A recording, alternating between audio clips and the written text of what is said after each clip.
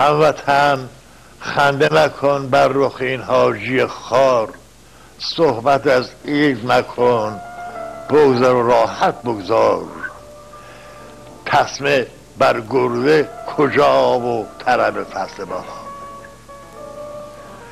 من بیکار که 100 بار بمیرم هر روز، بالشم سنگ دلم تنگ و تنم بستر سوز، کت من در گرو عید و گذشته است هنوز، به من آخر چه که نوروز سعید است امروز، کهنه روزم چه بود آخر که چه باشد نوروز.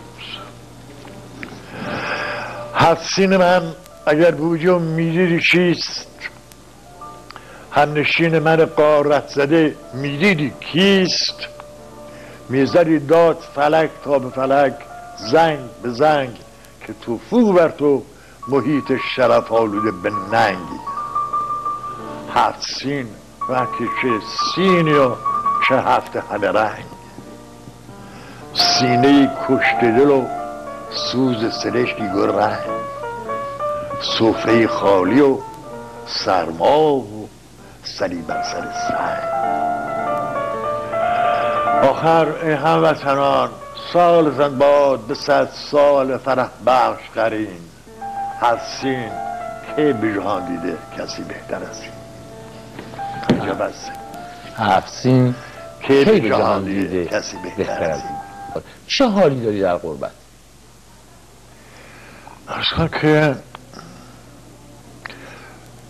یک شاعرم مثل همه انسان ها اول انسانه بعد تصادفاً شاعر. با چه تفاوتی؟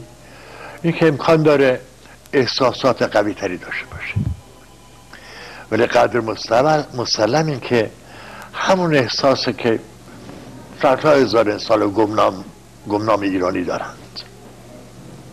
یعنی نفس کشیدن ما سند زنده بودن ما نیست. من وقتی بیرون میام ایرانی نمیبینم، بعد بقالم ایرانی نیست، یعنی رهگذرم ایرانی نیست، یا علی نمیشنوم یا الله نمیشنوم، خیر ببینی نمیشنوم، اون صمیمیت بی‌منت انسانی که تو ساختار ملت ما هست نمیبینم، خب معلومه چی میکشم دیگه. و چیزی هم که میخوام خدمت عرض کنم این که خب میدونیم که چقدر از انسان ها تیرواران شدند و اونا که بگه تیرواران نشدند، تیرواران نشدند، تیرواران حتما باید فیزیکی باشه. و تو اعدام شدی؟ شما هم اعدام شدی خبر نداری؟ شکی درش نیست. اینا که توی زندان ها هستن در ایران لالا، اونا اعدام بشن خیلی وضعشون بهتره. این که من میگم که تیرباران شده هستیم، نفس کشیدن ما دلیل بر زنده بودن ما نیست. با چه تفاوت؟ با این تفاوت که چنان به زنجیر کشیدند، چنان از خود رمیدند تک تک افراد ملت ما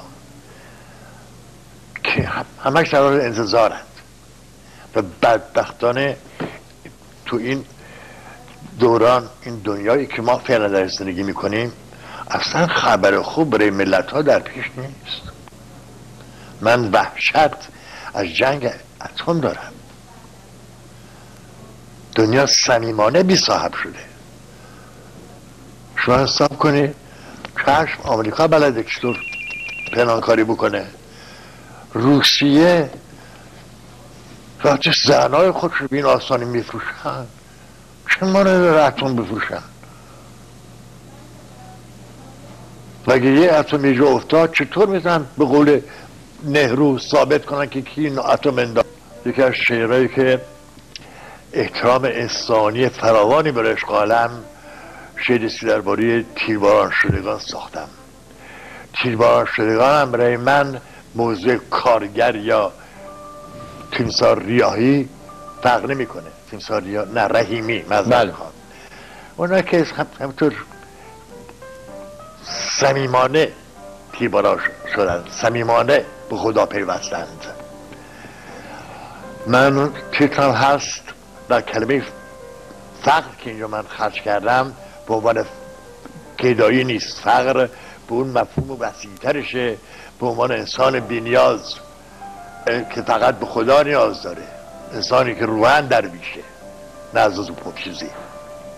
چیزش هست بر سنگ مزار. بخونم؟ بله بفهمید خواهش کنم. علای ره گذر من یر چنین بیگانه برگورم، چه میخواهی چه میجویی در این کاشانه اورم،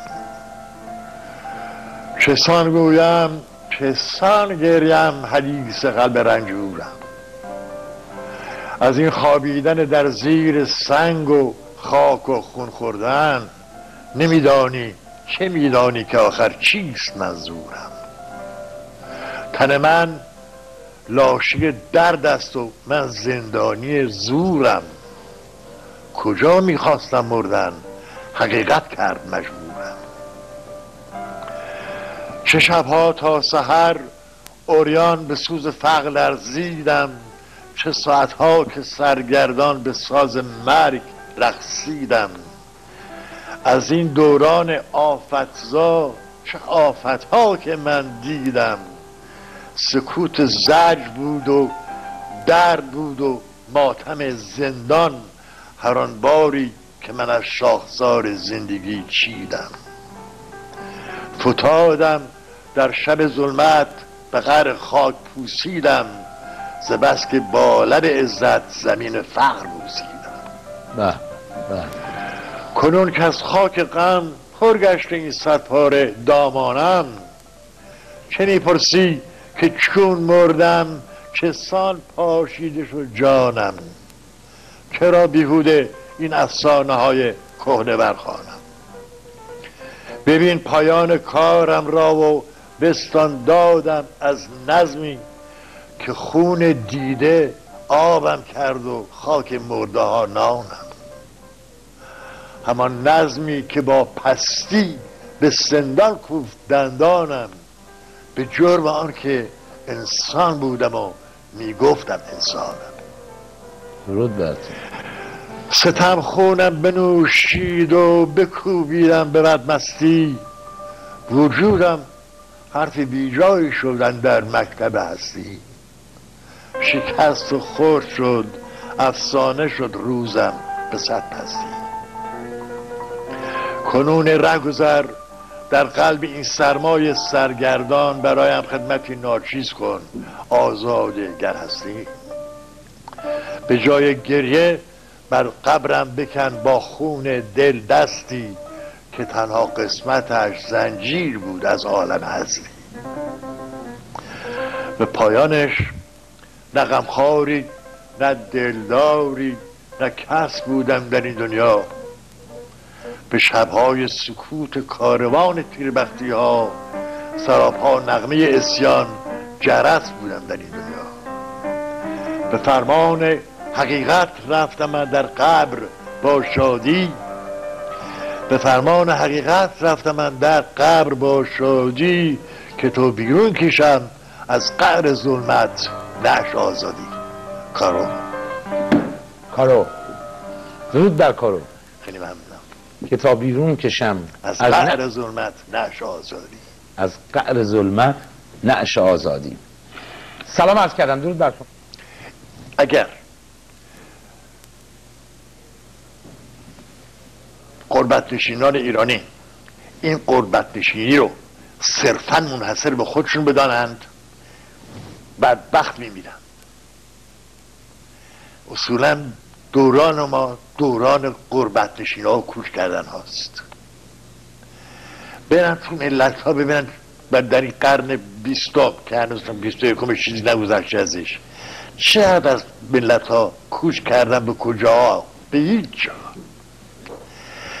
اگر یعنی یه قدری نسبی فکر کنند و تطبیقی، و اگر فراموش نکنند که برای مردن آدم باید زنده باشه که بمیره، مرده که دوباره نمیمیره. برای این از لج مرگ زندگی کنند. و تطبیقی فکر کنند و نه بی جهت امیدوار با خواندنها، بودنها، تقسیم کردن شادیها و غمها انسانیشون ممنونم. برای خودشون، تمامی هر سن و سالهای خودشون و خانواده‌ای که درش بزرگ شدند آرزوی پایداری و سلامت دارم. سعادت که حرف مزخرفیه در قرن ما. کاروبار بودا شکی درش. سعادت مگه زورک همیشه سعادت چپول به مردم.